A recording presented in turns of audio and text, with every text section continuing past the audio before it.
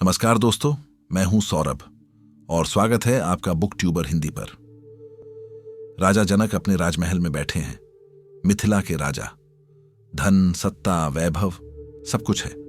दुनिया की हर चीज जिसे पाने के लिए इंसान अपनी पूरी जिंदगी दांव पर लगा देता है, वो सब जनक के कदमों में है। पर मन बेचैन है, एक अजीब सी घुटन है। सब कुछ पाकर भी कुछ खाली है, एक ऐसा खालीपन जिसे दुनिया की कोई दौलत भर नहीं सकती। जनक के मन में एक ही सवाल है, मैं कौन हूं? ये सब क्या है? क्या यही जीवन है?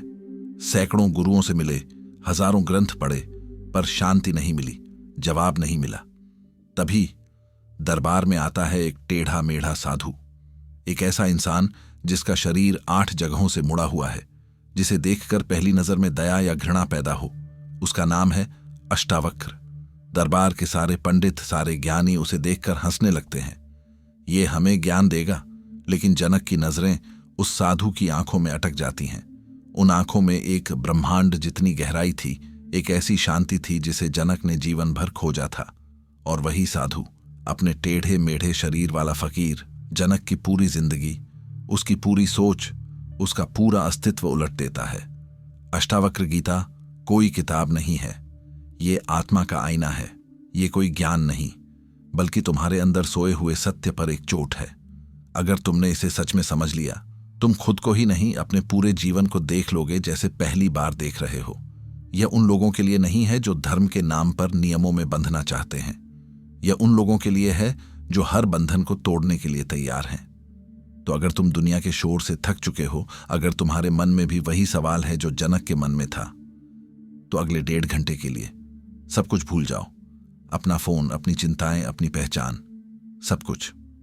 चलो उस संवाद में उतरते हैं जो आज से हजारों साल पहले जनक और अष्टावक्र के बीच हुआ था। क्योंकि यह संवाद सिर्फ उन दोनों का नहीं है, यह संवाद तुम्हारे भीतर भी चल रहा है। पार्ट 1, सबसे बड़ा धोखा, मंजिल का भ्रम, the illusion of arrival. Ashtavakra Janak से जो पहला और सबसे गहरा सत्य कहते हैं, वो आज के इंसान के मुंह पर सबसे बड़ा तमाचा है।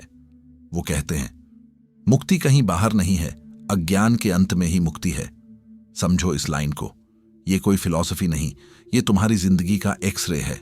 हम सब भाग रहे हैं एक अदृश्य मंजिल की तरफ। हमें लगता है जब हम वहां पहुंच जाएंगे तब शांति मिलेगी, तब खुशी मिलेगी। जब बैंक में इतने पैसे होंगे तब मैं खुश होऊंगा। जब ये प्रमोशन मिलेगा तब जीवन सफल होगा। जब वो इंसान मेरी जिंदगी में आ जाएगा तब मैं पूरा हो जाऊंगा। जब मेरे इतने फॉलोअर्स होंगे तब मुझे वैलिडेशन मिलेगा। इस तब के इंतजार में हम अब को जीना भूल जाते हैं। ये बनने, बिकमिंग की बीमारी है। हम सब कुछ ना कुछ बनना चाहते हैं, सफल बनना चाहते हैं, अमीर बनना चाहते हैं, बेहतर इंसान बनना चाहते हैं, आध्यात्मिक बनना चाहते हैं। अष्टावक्र कहते हैं, यही दौड़ तुम्हारा नर्क है। तुम जो बनना चाहते हो वही तुम्हारे और तुम्हारी शांति के बीच की दीवार है। सोचो जरा, जब तुम बच्चे थे तो जल्दी बड़े होना चाहते थे। जब बड़े हुए तो कॉलेज जाना चाहते थे। कॉलेज गए तो अच्छी नौकरी चाहते थे। नौकरी मिली तो शादी करना चाहते थे। शादी हुई तो बच्चे चाहते थे। यह चाहतों की लिस्ट कभी खत्म नहीं होती। हर मंजिल पर पहुंचकर तुम्हें पता चलता है कि खुशी तो अगली मंजिल पर खड़ी है, और तुम फिर भागने लगते हो। हम सब एक ऐसी ट्रेन में बैठे हैं जिसकी कोई मंजिल ही नहीं है। हम बस अगले स्टेशन के इंतजार में पूरी यात्रा बर्बाद कर रहे हैं। अष्टावक्र जनक को यही समझा रहे हैं, हे जनक, तू पहले से ही मुक्त है, तू पहले से ही शांत है, तू पहले से ही पूरा है। समस्या बाहर नहीं, तुम्हारे अज्ञान में है। अज्ञान क्या है? इग्नोरेंस। यह मानना कि तुम अधूरे हो, यह मानना कि तुम्हें शांति कहीं बाहर से मिलेगी, यह मानना कि तुम यह शरीर हो, यह मन हो, यह पद हो। जिस दिन यह अज्ञान गिरता है उसी पल मुक्ति है। कोई भविष्य में नहीं, कोई दूसरी दुनिया में नहीं, यहीं अभी। अष्टावक्र कहते हैं, तू करता नहीं है, तू केवल साक्षी है। तुम काम करने वाले नहीं हो, तुम बस उसे होते हुए देखने वाले हो। लेकिन हम क्या मानते हैं? मैंने यह हासिल किया, मेरी वजह से यह हुआ, मैं सफल हूं, मैं असफल हूं। यह कर्ता होने का भाव, यही अहंकार है, और यही तुम्हारे सारे दुखों की जड़ है। जब तुम कर्ता बन जाते हो तो तुम परिणाम से बंध जाते हो। सफलता मिलती है तो अहंकार बढ़ता है। असफलता मिलती है तो दुख होता है। तुम एक झूले पर झूलते रहते हो, सुख और दुख, मान और अपमान। लेकिन जिस पल तुम समझ जाते हो कि तुम करता नहीं, सिर्फ देखने वाले हो, खेल बदल जाता है।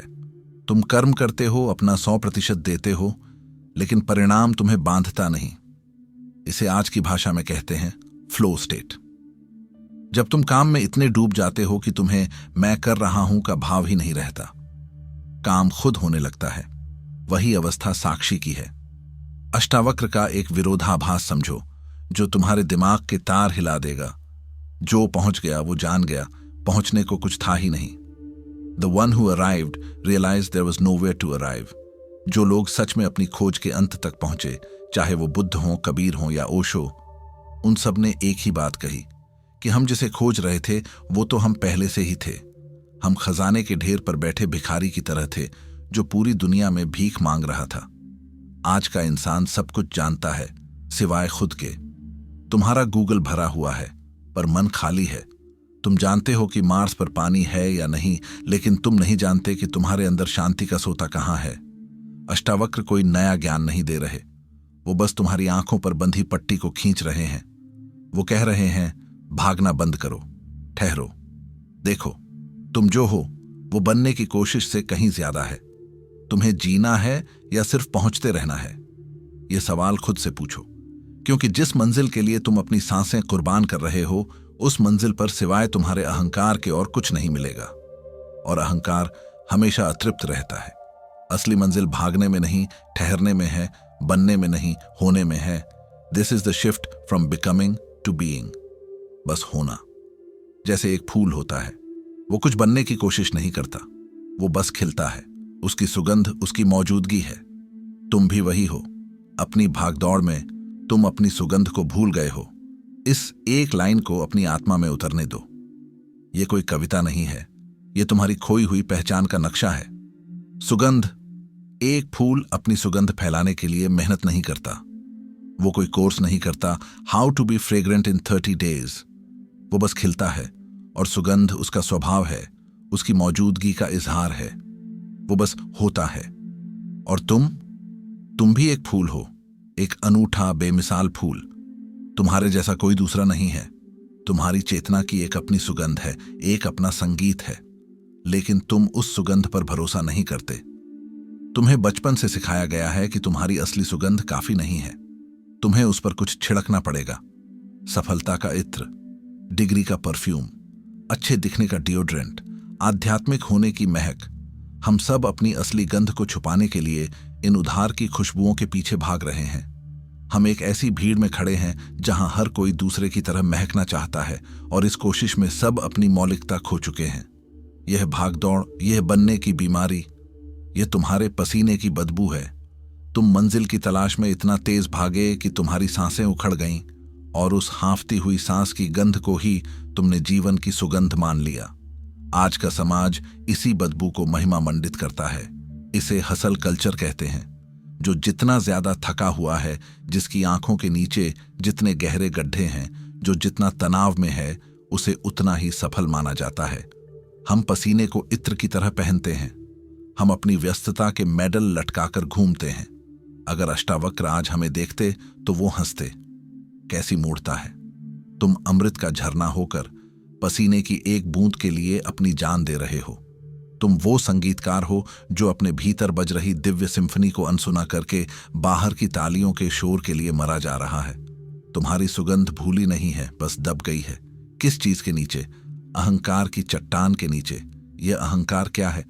यह वही मैं है जो कुछ बनना चाहता है। मैं सफल हूं, मैं असफल हूं, मैं अच्छा हूं, मैं बुरा हूं। यह मैं तुम्हारी असली सुगंध को बाहर आने ही नहीं देता। यह मैं एक माली की तरह है जो फूल को खिलने नहीं देता, बल्कि उसे खींचकर बड़ा करने की कोशिश करता है। और इस खींचतान में पंखुड़ियां टूट जाती हैं, सुगंध खो जाती है। सोचो इस तरह से, तुम एक हीरा हो। तुम्हारी स्वाभाविक चमक है, तुम्हारी अपनी आभा है, लेकिन दुनिया ने तुम्हें यकीन दिलाया कि तुम एक पत्थर हो। और अब तुम पूरी जिंदगी दूसरे पत्थरों पर रंग रोगन करके उन पर सोने का पानी चढ़ाकर उन्हें हीरा साबित करने में लगे हो। अष्टावक्र तुम्हें कोई नया रंग नहीं दे रहे। वो तुम्हारे हाथ में एक हथौड़ा और छेनी थमा रहे हैं और कह रहे हैं, इस पत्थर की बाहरी परत को तोड़ो, यह जो मैं की कहानी है इसे तोड़ो और देखो भीतर क्या चमकता है। यह तोड़ना ही ध्यान है, यह तोड़ना ही साक्षी भाव है। जब तुम कहते हो मैंने यह हासिल किया, तो तुम अपनी सुगंध पर अहंकार की एक परत चढ़ा लेते हो। जब तुम कहते हो उसने मेरा अपमान किया, तो तुम अपनी सुगंध पर क्रोध और पीड़ा की एक और परत चढ़ा लेते हो। जब तुम भविष्य की चिंता करते हो, तो तुम अपनी सुगंध पर डर की परत चढ़ा लेते हो। धीरे धीरे इन परतों के नीचे तुम्हारी असली आत्मा, तुम्हारी सुगंध दम घुटने लगती है। और फिर तुम पूछते हो, जीवन में आनंद क्यों नहीं है, शांति क्यों नहीं है? शांति कैसे होगी, आनंद कैसे मिलेगा? तुमने तो अपनी आत्मा को ही कूड़े के ढेर में दबा दिया है। तो रास्ता क्या है? क्या और भागें? क्या कोई ऐसा कोर्स करें जो हमें हमारी सुगंध वापस दिला दे? नहीं, अष्टावक्र का रास्ता बिल्कुल उल्टा है। वो कहते हैं भागना बंद करो, ठहरो, जस्ट स्टॉप। तुम सुगंध खोजना चाहते हो। अष्टावक्र कहते हैं दौड़ना बंद करो, पसीने की बदबू अपने आप चली जाएगी। जो बचेगा वही सुगंध है। तुम्हें कुछ हासिल नहीं करना है, तुम्हें बस बहुत कुछ छोड़ना है।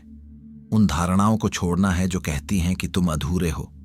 उस दौड़ को छोड़ना है जो कहती है कि मंजिल कहीं आगे है। उस अहंकार को छोड़ना है जो हर बात में मैं और मेरा ले आता है। ये छोड़ना ही होना है, बीइंग। इसे अपनी जिंदगी में देखो। तुम्हारी जिंदगी के सबसे खूबसूरत पल कौन से थे?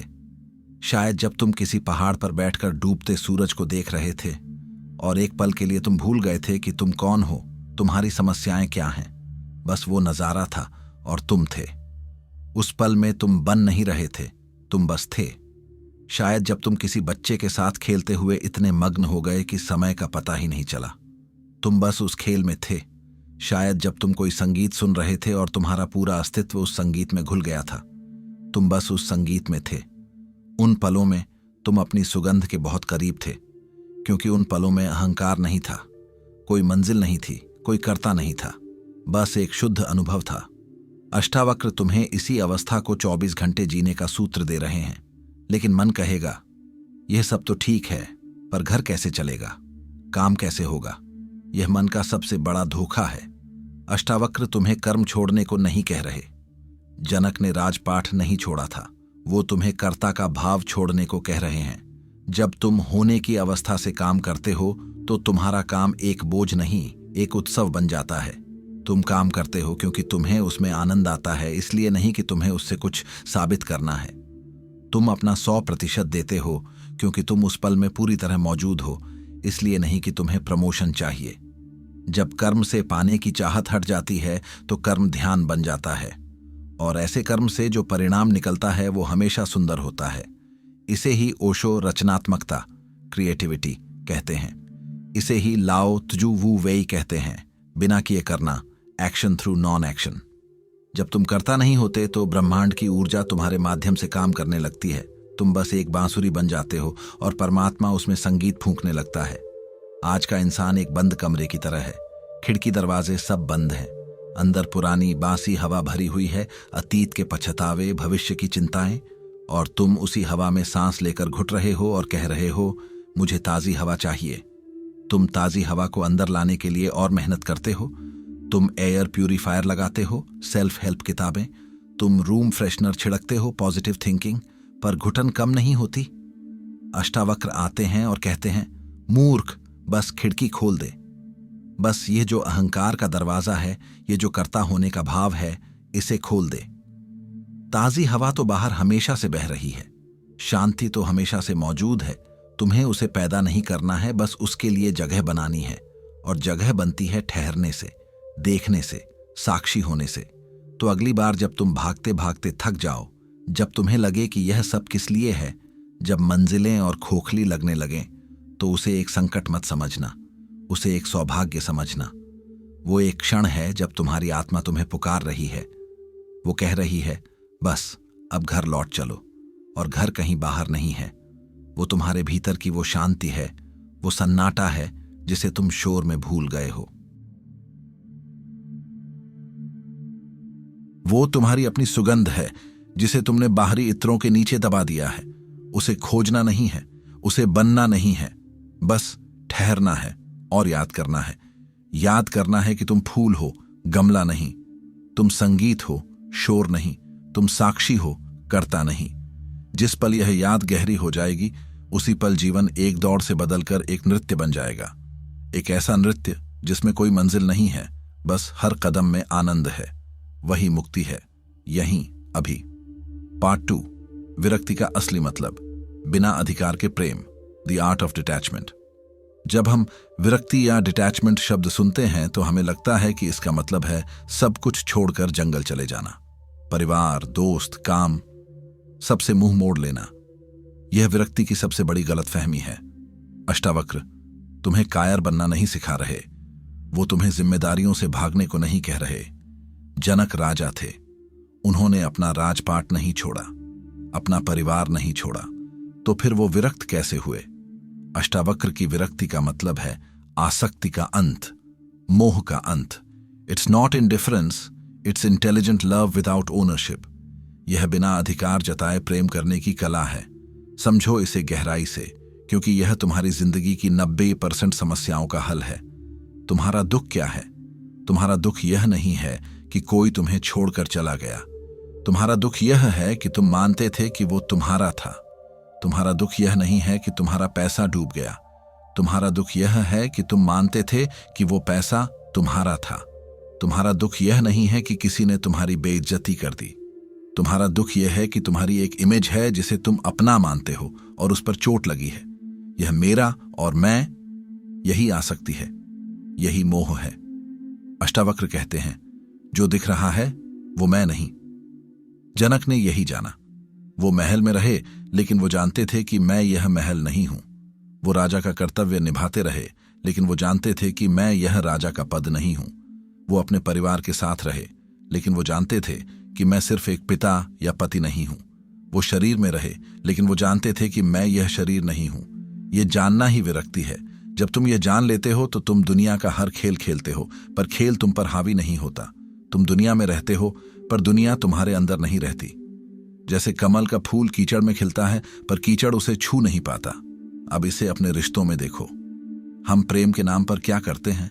अधिकार जताते हैं। तुम मेरे हो, तुम्हें मेरे हिसाब से चलना होगा।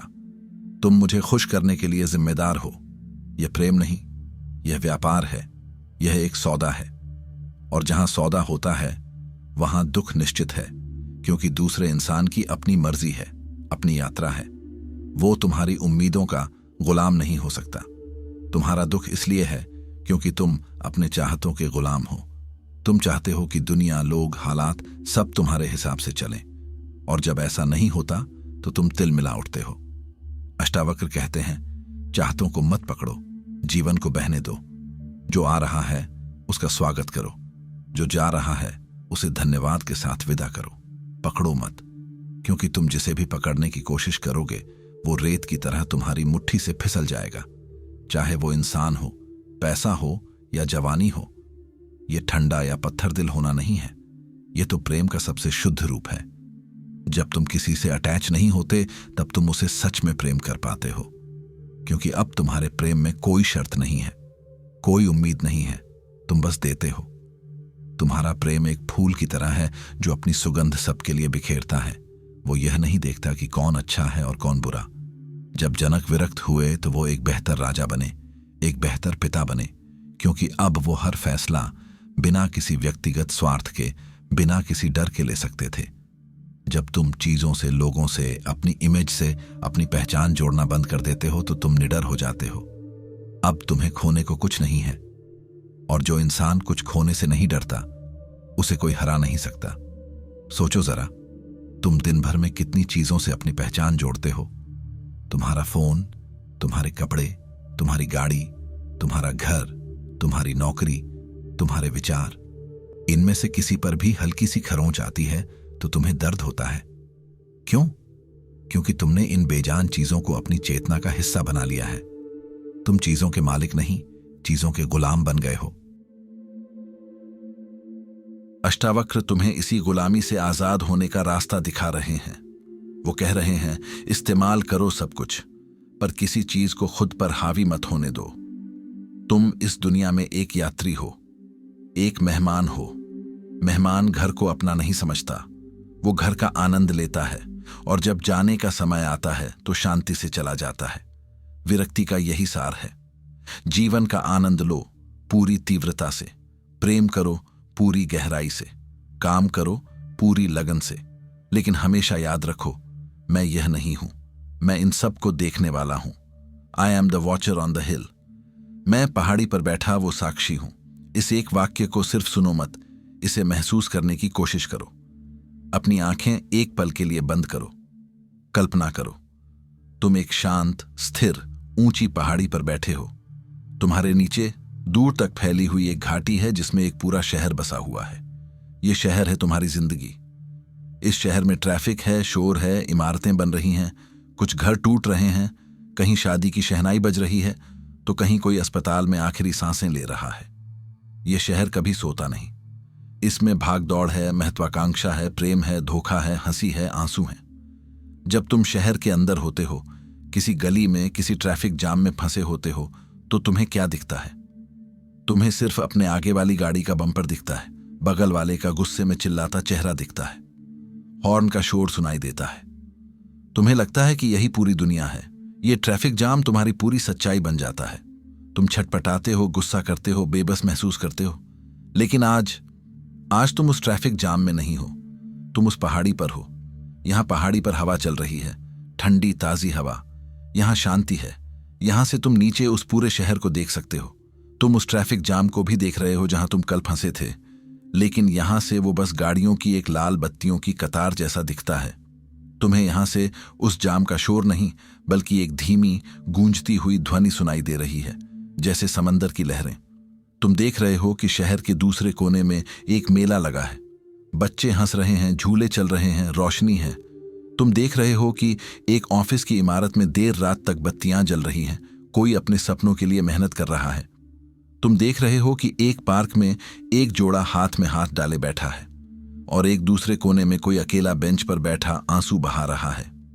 पहाड़ी से तुम्हें सब कुछ दिखता है, पूरा नजारा, द होल पिक्चर। तुम किसी एक घटना से चिपके हुए नहीं हो। तुम देख रहे हो कि हर चीज एक बड़े खेल का हिस्सा है। तुम देख रहे हो कि हर चीज बदल रही है। जिस सड़क पर अभी जाम लगा है वो कुछ घंटों में खाली हो जाएगी। जहां आज मेला लगा है वहां कल सुबह सफाई होगी और मैदान खाली हो जाएगा। जो आज हंस रहा है वो कल रो सकता है।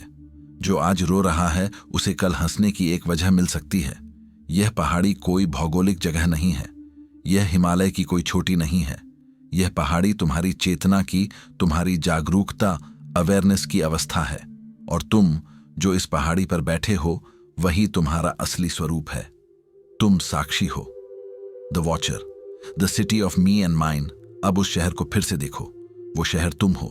उस शहर की हर इमारत, हर गली, हर इंसान, वो तुम्हारी पहचान का एक हिस्सा है जिसे तुमने मैं और मेरा कहा है।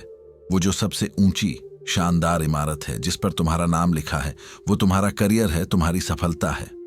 तुमने उसे बनाने में सालों लगा दिए। जब लोग उसकी तारीफ करते हैं तो तुम खुशी से फूल जाते हो। जब उस पर कोई दाग लगाने की कोशिश करता है तो तुम लड़ने मरने को तैयार हो जाते हो। वो जो एक सुंदर सा घर है जिसमें एक प्यारा सा बगीचा है, वो तुम्हारा परिवार है, तुम्हारे रिश्ते हैं। तुमने उसे प्यार और उम्मीदों से सींचा है। जब उसमें फूल खिलते हैं तो तुम्हारा दिल महक उठता है। जब कोई पत्ता भी पीला पड़ता है तो तुम बेचैन हो जाते हो। उस शहर की सड़कों पर दौड़ती महंगी गाड़ी, वो तुम्हारी इज्जत है, तुम्हारा स्टेटस है।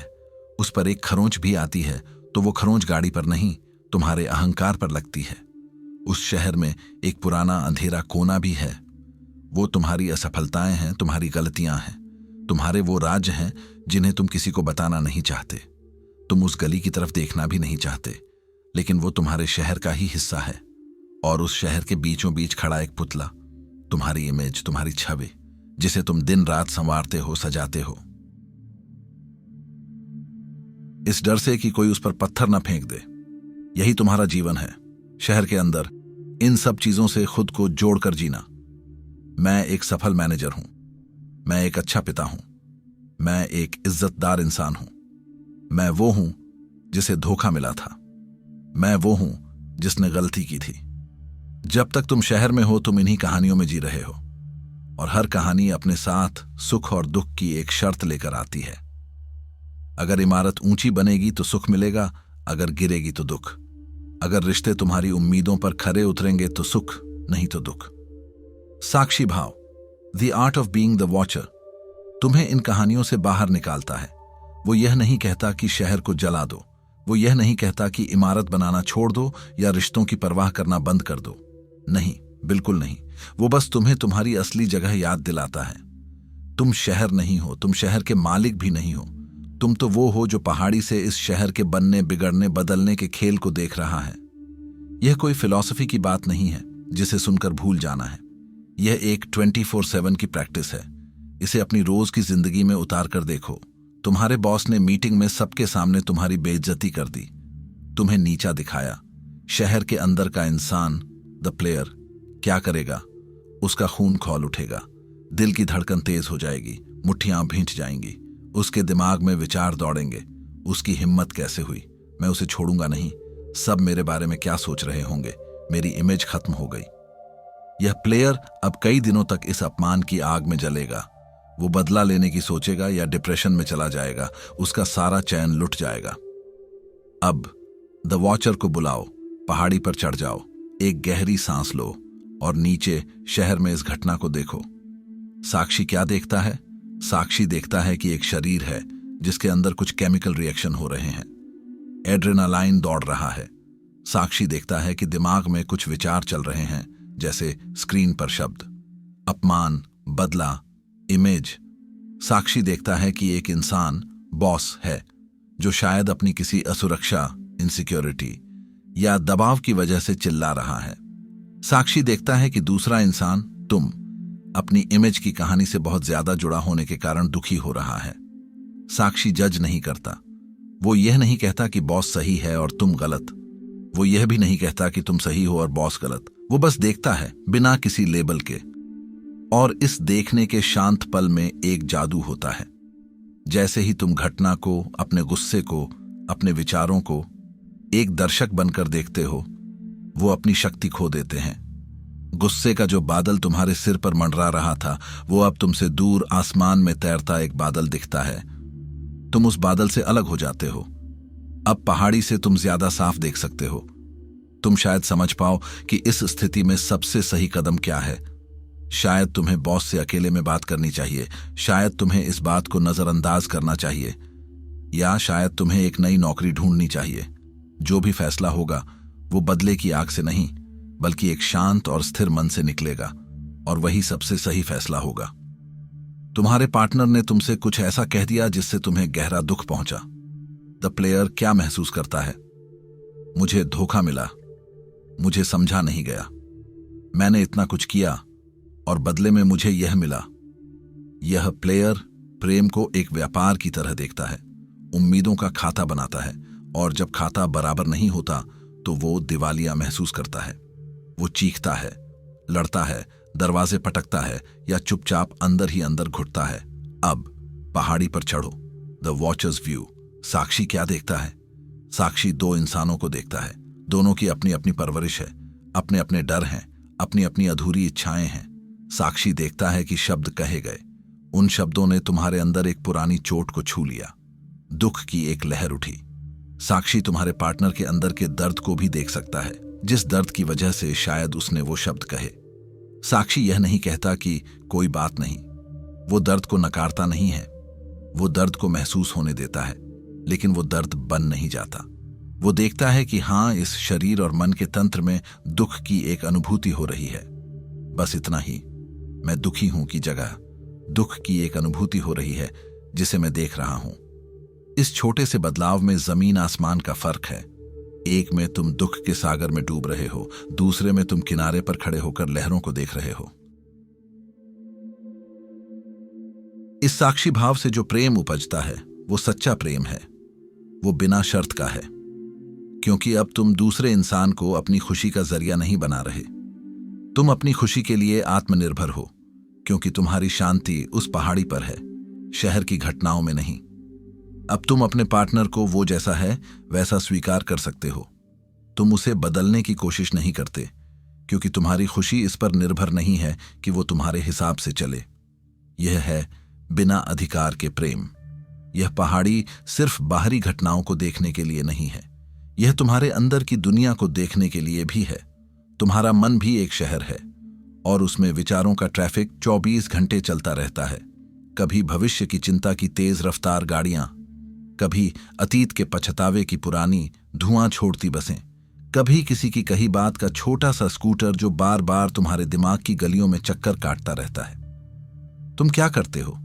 तुम हर गाड़ी के पीछे भागते हो। चिंता की गाड़ी आती है, तुम उसमें बैठ जाते हो और भविष्य के अनजाने स्टेशनों तक घूमते रहते हो। पछतावे की बस आती है, तुम उसमें चढ़ जाते हो और उसी पुरानी गलियों में भटकते रहते हो जहां तुम पहले भी हजारों बार भटक चुके हो। साक्षी बनो, पहाड़ी पर बैठो और अपने दिमाग के इस ट्रैफिक को बस देखो। विचार आ रहे हैं, जा रहे हैं, उन्हें रोको मत, उनसे लड़ो मत, बस देखो। ओह, ये एक चिंता का विचार है, देखो और उसे जाने दो। यह एक गुस्से का विचार है, देखो और उसे जाने दो। यह एक सेक्सुअल इच्छा का विचार है, देखो और उसे जाने दो। तुम देखोगे कि तुम विचार नहीं हो, तुम विचारों को देखने वाले हो। विचार तो बस बादल हैं और तुम पूरा आसमान हो। बादल आते हैं और चले जाते हैं, आसमान वहीं रहता है, अविचल, शांत, अनंत।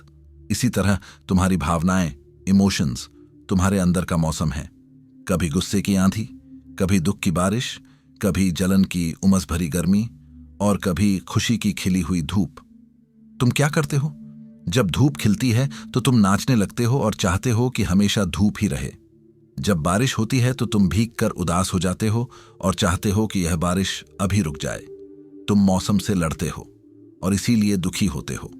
साक्षी बनो, देखो कि आज अंदर दुख की बारिश हो रही है। ठीक है, भीगो मत, अपनी जागरूकता का छाता खोल लो। देखो कि बूंदें गिर रही हैं, महसूस करो उस उदासी को। पर यह याद रखो कि मैं यह बारिश नहीं हूं, मैं तो वो आसमान हूं जिसमें यह बारिश हो रही है। जब तुम ऐसा करते हो तो तुम देखोगे कि कोई भी मौसम हमेशा नहीं रहता। आंधी आएगी और चली जाएगी, बारिश होगी और बंद हो जाएगी, धूप भी हमेशा नहीं रहेगी। इस साक्षी भाव से एक गहरी स्वीकृति, एक्सेप्टेंस पैदा होती है। तुम जीवन से लड़ना बंद कर देते हो, तुम उसके बहाव के साथ बहना सीख जाते हो। यहीं पर लोग सबसे बड़ी गलती करते हैं। उन्हें लगता है कि साक्षी बनने का मतलब है पत्थर दिल हो जाना, भावनाओं से शून्य हो जाना।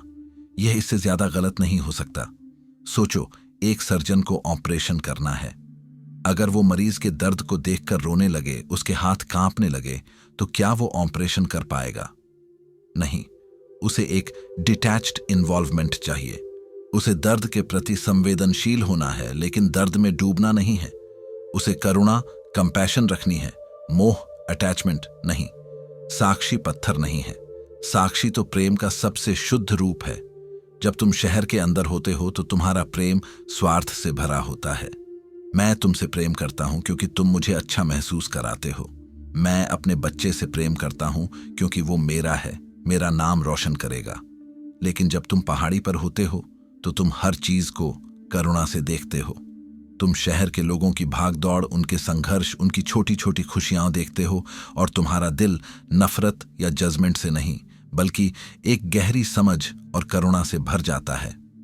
तुम एक बेहतर पिता, एक बेहतर दोस्त, एक बेहतर इंसान बनते हो, क्योंकि अब तुम लोगों को अपनी जरूरतों को पूरा करने का साधन नहीं समझते। तुम हर इंसान को उसकी अपनी यात्रा पर एक मुसाफिर की तरह देखते हो। तुम्हारा प्रेम अब किसी को पकड़ने या बांधने की कोशिश नहीं करता। तुम्हारा प्रेम अब एक खुली हथेली की तरह है, एक भींचे हुई मुट्ठी की तरह नहीं। द अल्टीमेट फ्रीडम, विरक्ति का असली मतलब जंगल जाना नहीं है। विरक्ति का असली मतलब है शहर में रहते हुए यह याद रखना कि तुम पहाड़ी हो। अपनी सारी जिम्मेदारियां निभाओ, राजा जनक की तरह राजपाट संभालो, पूरी लगन से काम करो, पूरी गहराई से प्रेम करो, जीवन के हर रस का आनंद लो। लेकिन भीतर यह स्मृति, यह जागरूकता हमेशा जलती रहे। मैं यह शरीर नहीं हूं, यह तो शहर की एक इमारत है जो एक दिन पुरानी होगी और गिर जाएगी। मैं यह मन नहीं हूं, यह तो शहर का ट्रैफिक है जो आता जाता रहता है। मैं यह पद या पहचान नहीं हूं, यह तो बस एक पुतला है जिस पर लोगों ने कुछ नाम चिपका दिए हैं। मैं इन सब का उपयोग कर रहा हूं, लेकिन मैं इनमें से कुछ भी नहीं हूं। मैं वो हूं जो इन सबको देख रहा है। मैं वो शांत, स्थिर, अविचल चेतना हूं। I am the watcher on the हिल। इस अवस्था में कोई डर नहीं बचता। तुम्हें क्या खोने का डर होगा? पैसा? वो तो शहर के बाजार का एक आंकड़ा है जो घटता बढ़ता रहता है। रिश्ते? तुम लोगों को पकड़ नहीं रहे, तुम उनके साथ प्रेम से चल रहे हो। जो साथ है उसका स्वागत है, जो बिछड़ गया उसे धन्यवाद के साथ विदाई। इज्जत? वो तो शहर के लोगों की राय का एक पुतला है जो आज यहां है, कल कहीं और होगा। मौत? वो तो बस इस शरीर रूपी इमारत के गिरने की घटना है। तुम तो पहाड़ी हो, तुम कहां मरोगे? यही है असली स्वतंत्रता, यही है परम निर्भयता। यह कोई एक दिन में हासिल होने वाली चीज नहीं है, यह एक पल पल का अभ्यास है। तुम बार बार भूलोगे, बार बार शहर के ट्रैफिक में फंस जाओगे, लेकिन जैसे ही याद आए, एक गहरी सांस लेना और अपनी चेतना को वापस उस पहाड़ी पर ले आना। हर बार जब तुम ऐसा करोगे, तुम थोड़ा और मजबूत होगे। पहाड़ी पर टिकने की तुम्हारी क्षमता बढ़ती जाएगी। धीरे धीरे तुम पाओगे कि तुम ज्यादातर समय पहाड़ी पर ही रहने लगे हो और शहर में सिर्फ जरूरत पड़ने पर उतरते हो, अपना काम करते हो और वापस अपनी शांत ऊंचाई पर लौट आते हो। तो अपनी आंखें खोलो, देखो अपनी जिंदगी को और खुद से पूछो, क्या तुम शहर की एक भीड़ भरी गली हो या वो शांत पहाड़ी हो जो उस गली को देख रही है? जवाब तुम जानते हो, तुम्हें बस याद करना है, बार बार याद करना है। पार्ट 3, मैं कौन हूं? अहंकार का पर्दाफाश, द ईगो मिराज। अष्टावक्र और जनक के संवाद का जो केंद्र है, जो सार है, वो एक ही चीज को तोड़ने पर टिका है, अहंकार, ईगो। अष्टावक्र के अनुसार तुम्हारा एकमात्र बंधन, तुम्हारी एकमात्र जेल तुम्हारा अहंकार ही है। पर यह अहंकार है क्या? यह कोई शैतान नहीं है जो तुम्हारे अंदर बैठा है। अहंकार बस एक कहानी है, एक कहानी जो तुमने अपने बारे में बना रखी है और दुनिया उस कहानी पर मुहर लगाती रहती है। जब तुम पैदा हुए थे तो तुम कोई कहानी नहीं थे, तुम बस एक शुद्ध चेतना थे, एक कोरा कागज। फिर लोगों ने उस पर लिखना शुरू किया। यह तुम्हारा नाम है, तुम लड़के हो, तुम इस धर्म के हो, तुम इस देश के हो, तुम होशियार हो, तुम नालायक हो। हजारों लेबल्स, हजारों पहचाने तुम पर चिपका दी गईं और तुमने उस कहानी को सच मान लिया। आज तुम जो भी मानते हो कि तुम हो, मैं एक डॉक्टर हूं, मैं एक मां हूं, मैं एक डिप्रेस्ड इंसान हूं, मैं एक सफल व्यक्ति हूं, यह सब कहानी का हिस्सा है। यह तुम्हारी असली पहचान नहीं है। अष्टावक्र एक हथौड़े की तरह इस कहानी पर चोट करते हैं। वो कहते हैं, तू न देह है, न मन, न बुद्धि, न अहंकार। तू इन सब से परे विशुद्ध चैतन्य है। You are not the body, not the mind, not the intellect, not the ego. You are pure consciousness beyond all of them. इसे महसूस करने की कोशिश करो। तुम्हारा शरीर बदल रहा है। बचपन में कुछ और था, आज कुछ और है, बुढ़ापे में कुछ और होगा। तो तुम शरीर कैसे हो सकते हो? तुम तो उस बदलते हुए शरीर को देखने वाले हो। तुम्हारे विचार बदल रहे हैं। 10 साल पहले जो सोचते थे, आज नहीं सोचते, कल कुछ और सोचोगे। तो तुम विचार कैसे हो सकते हो? तुम तो उन आते जाते विचारों को देखने वाले हो। तुम्हारी भावनाएं बदल रही हैं। अभी खुशी है, 2 पल बाद दुख होगा। तो तुम भावनाएं कैसे हो सकते हो? तुम तो उन भावनाओं के मौसम को देखने वाले हो। तो फिर तुम कौन हो? अष्टावक्र कहते हैं, तू साक्षी है। You are the witness, the watcher, the awareness. तुम वो स्क्रीन हो जिस पर जिंदगी की पूरी फिल्म चल रही है। फिल्म में सुख के सीन आते हैं, दुख के सीन आते हैं, ड्रामा होता है, कॉमेडी होती है, पर स्क्रीन पर कोई असर नहीं पड़ता। स्क्रीन बस खाली रहती है, वो बस देखती है। तुम वही स्क्रीन हो, लेकिन तुमने खुद को फिल्म का एक किरदार मान लिया है और इसीलिए तुम दुखी होते हो। अष्टावक्र का यह सबसे बड़ा ट्रूथ बॉम्ब है। तुम जो कुछ भी सोचते हो कि तुम हो, वो बस एक कहानी है, और जो उस कहानी को देख रहा है वही असली तुम हो। जब कोई तुम्हारी तारीफ करता है तो कौन खुश होता है? तुम्हारा अहंकार, तुम्हारी कहानी। जब कोई तुम्हारी बेइज्जती करता है तो किसको चोट पहुंचती है? तुम्हारे अहंकार को, तुम्हारी कहानी को, तुम्हारे असली स्वरूप को। उस साक्षी को कोई छू भी नहीं सकता। उसे न मान चाहिए, न अपमान का डर है। वो तो बस देखता है। जिस दिन तुम्हें अपने अंदर का यह देखने वाला मिल गया, उस दिन तुम मुक्त हो जाओगे, क्योंकि अब दुनिया का कोई भी ड्रामा तुम्हें परेशान नहीं कर सकता। दर्द होगा शरीर को, पर तुम जानोगे मैं शरीर नहीं हूं। मन में चिंता आएगी, पर तुम जानोगे मैं मन नहीं हूं। हार मिलेगी, पर तुम जानोगे मैं हार या जीत नहीं हूं। तुम जीवन के खेल को एक दर्शक की तरह देखने लगोगे, और जो दर्शक होता है वो खेल का पूरा मजा लेता है, पर हार जीत से दुखी नहीं होता। अहंकार को खत्म कैसे करें? अष्टावक्र कहते हैं, उसे खत्म करने की कोशिश मत करो, क्योंकि जो खत्म करने की कोशिश करेगा वो भी अहंकार ही होगा। मैं अपने अहंकार को मारना चाहता हूं। यह अहंकार का सबसे बड़ा बयान है। तो फिर क्या करें? बस देखो, जस्ट वॉच।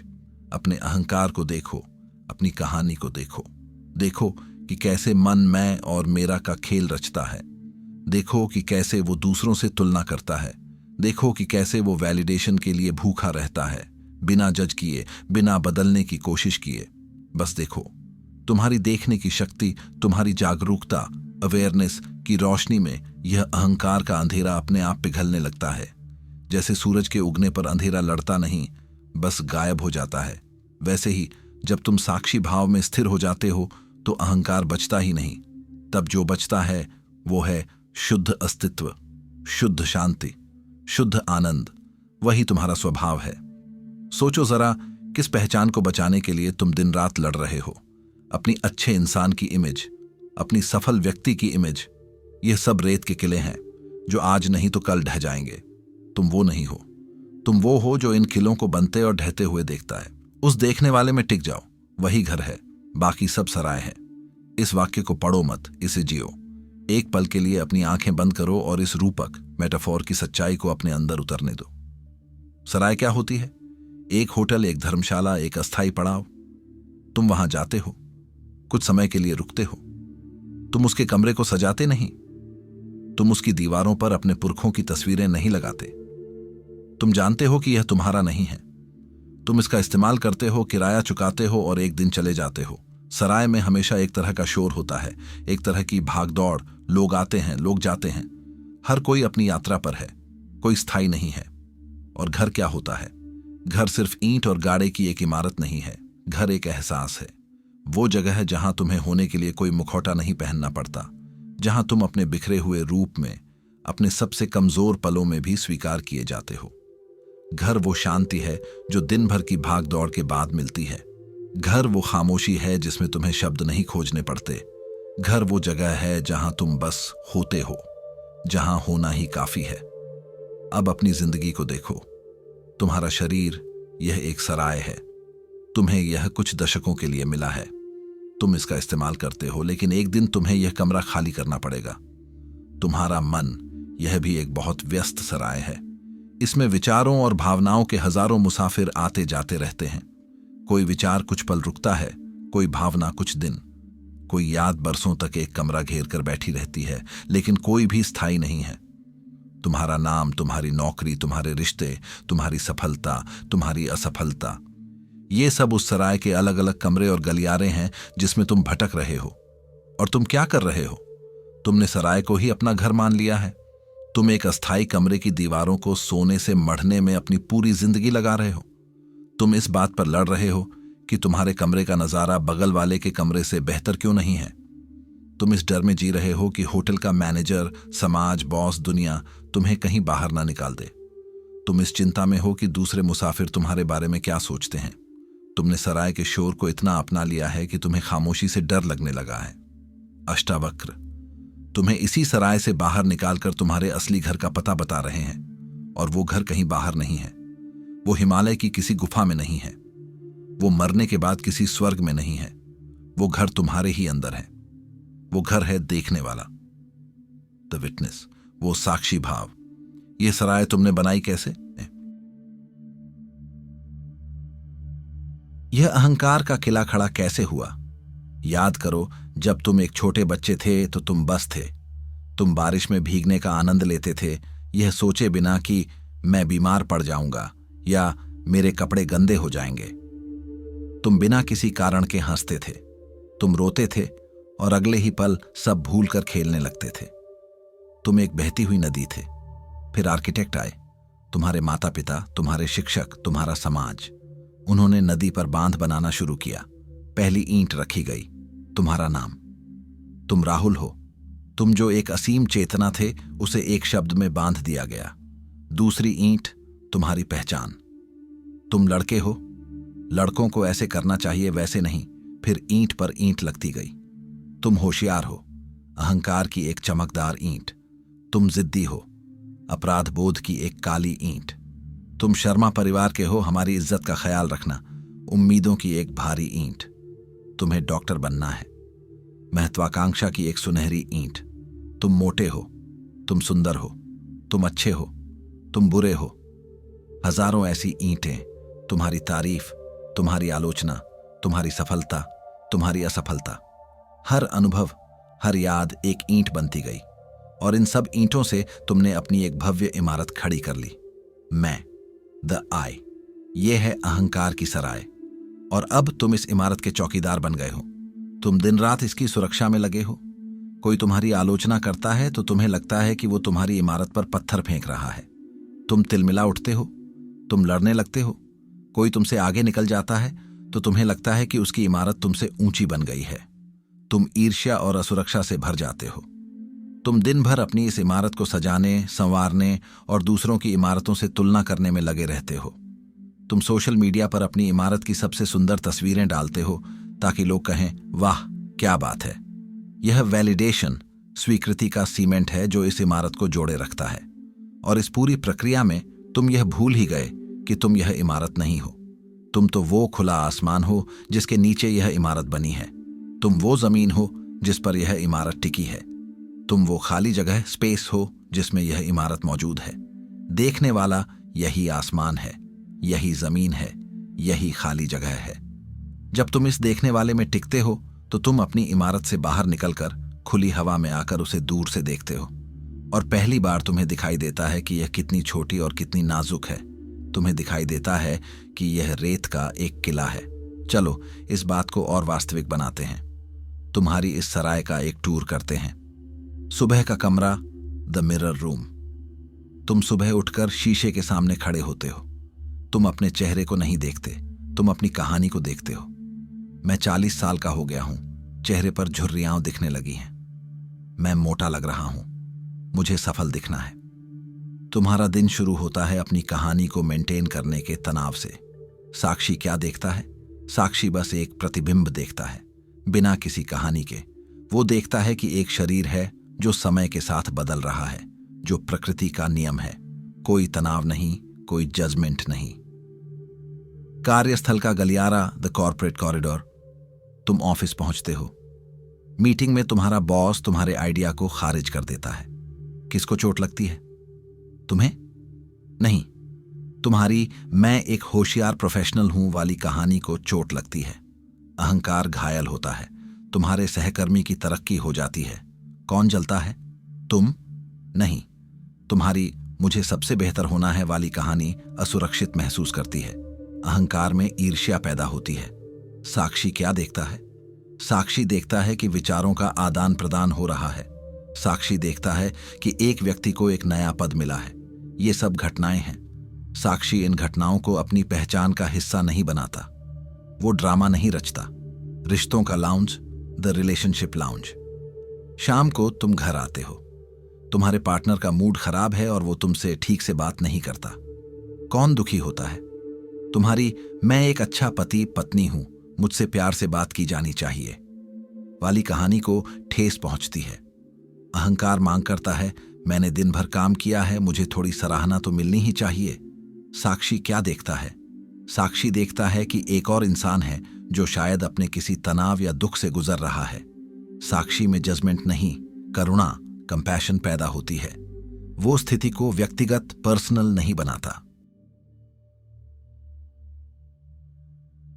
रात का अंधेरा कमरा, the room of nightly fears.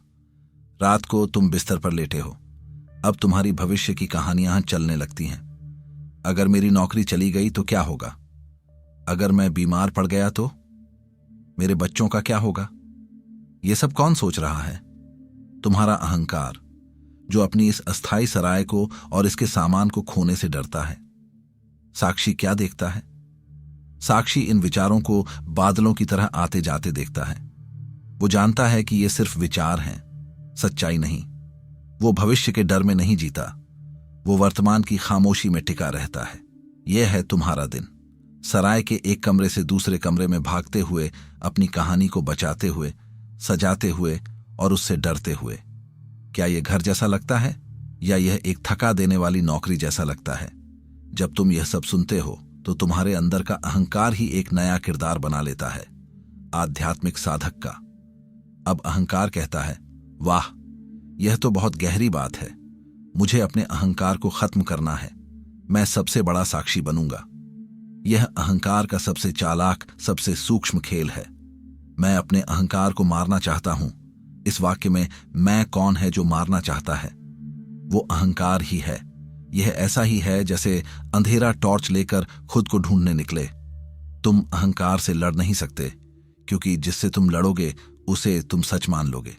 तुम उसे और ज्यादा ऊर्जा दोगे। अगर मैं तुमसे कहूं अगले 5 मिनट तक एक बंदर के बारे में मत सोचना, तो तुम क्या सोचोगे? सिर्फ बंदर। तो अष्टावक्र कहते हैं, लड़ो मत, खत्म करने की कोशिश मत करो, बस देखो, जस्ट वॉच। यह देखना क्या है? यह कोई तनावपूर्ण क्रिया नहीं है। यह जबरदस्ती ध्यान लगाने जैसा नहीं है। यह बस एक सहज, ढीला छोड़ देने वाला एहसास है। जैसे तुम बालकनी में बैठकर नीचे सड़क पर चलते ट्रैफिक को देखते हो। तुम हर गाड़ी को पकड़ने की कोशिश नहीं करते। तुम उन्हें जज नहीं करते कि यह गाड़ी खराब है, वो अच्छी है। तुम बस देखते हो। गाड़ियां आती हैं और चली जाती हैं। अपने अंदर के ट्रैफिक के साथ भी यही करो। जब गुस्से का विचार आए तो उसे देखो। अच्छा, यह गुस्से का विचार है। देखो कि यह शरीर में कहां महसूस हो रहा है। क्या तुम्हारी मुट्ठियां भींच रही हैं? क्या तुम्हारा चेहरा गर्म हो रहा है? बस एक वैज्ञानिक की तरह देखो, बिना लिप्त हुए। जब डर का विचार आए तो उसे देखो। यह डर का विचार है। देखो कि यह कैसे तुम्हारे पेट में एक गांठ बनाता है। जब मैं कितना महान हूं का विचार आए तो उसे भी देखो।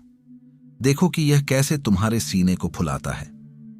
तुम्हारी जागरूकता की रोशनी, the light of your awareness, ही सूरज है, और अहंकार का अंधेरा इस रोशनी में टिक नहीं सकता। तुम्हें उसे भगाना नहीं पड़ता। तुम बस रोशनी कर दो, अंधेरा अपने आप गायब हो जाता है। जब तुम अपने मैं की कहानी को बिना जज किए पूरी ईमानदारी से देखना शुरू करते हो तो तुम्हें उसका खोखलापन दिखने लगता है। तुम्हें उसकी बेवकूफ़ी पर हंसी आने लगती है, और जिस पल तुम्हें अपने ही अहंकार के नाटक पर हंसी आ गई, तुम आजाद होने लगते हो। जब तुम सराय से निकलकर अपने घर यानी साक्षी भाव में जीना शुरू करते हो तो क्या होता है? क्या तुम एक भावना शून्य पत्थर दिल इंसान बन जाते हो? नहीं, बिल्कुल उलटा होता है। अभी तुम भावनाओं के एक छोटे से तालाब में जी रहे हो जो तुम्हारी पसंद नापसंद से बंधा है। साक्षी भाव में तुम भावनाओं का पूरा महासागर बन जाते हो। तुम ज्यादा गहराई से महसूस करते हो, कम नाटकीयता के साथ। जब तुम साक्षी होते हो तो तुम दुख से भागते नहीं हो, तुम दुख को पूरी तरह महसूस होने देते हो। लेकिन अब तुम दुख की कहानी नहीं बनाते। मेरे साथ ही ऐसा क्यों होता है वाला नाटक खत्म हो जाता है। तुम बस दुख की शुद्ध ऊर्जा को महसूस करते हो, एक लहर की तरह जो आती है और चली जाती है। इसी तरह तुम खुशी का भी पूरा अनुभव करते हो। लेकिन अब तुम खुशी को पकड़ने की कोशिश नहीं करते, क्योंकि तुम जानते हो कि यह भी एक लहर है। तुम हर पल को उसकी पूरी तीव्रता में जीते हो, क्योंकि तुम जानते हो कि कोई भी पल स्थायी नहीं है। तुम प्रेम करते हो, कब्जा नहीं। अहंकार का प्रेम एक सौदा होता है। मैं तुमसे प्रेम करता हूं ताकि तुम मुझे पूरा करो। साक्षी का प्रेम एक बहाव होता है। तुम प्रेम करते हो क्योंकि तुम्हारा स्वभाव ही प्रेम है, जैसे फूल अपनी खुशबू सबके लिए बिखेरता है। तुम दूसरे इंसान को बदलने की कोशिश नहीं करते, तुम उसे उसकी पूरी आजादी के साथ स्वीकार करते हो। तुम एक बेहतर दोस्त, बेहतर पार्टनर, बेहतर माता पिता बनते हो, क्योंकि अब तुम्हारे रिश्तों में डर की जगह समझ होती है।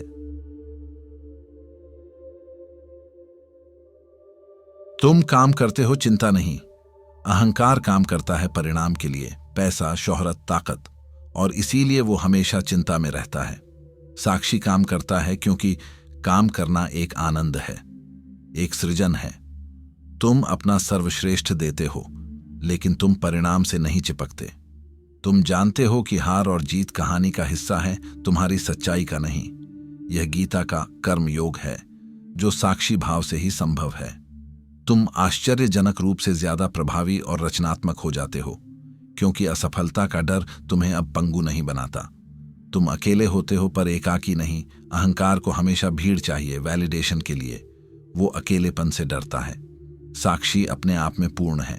तुम घंटों अकेले बैठ सकते हो और बोर नहीं होते, क्योंकि तुम अपने सबसे अच्छे दोस्त यानी अपनी ही चेतना के साथ हो। तुम लोगों की संगत का आनंद लेते हो, पर तुम्हें उनकी जरूरत नहीं होती। यह सबसे बड़ी ताकत है। घर वापसी की यात्रा, द जर्नी होम, यह कोई एक दिन की घटना नहीं है। यह कोई ज्ञानोदय का धमाका नहीं है।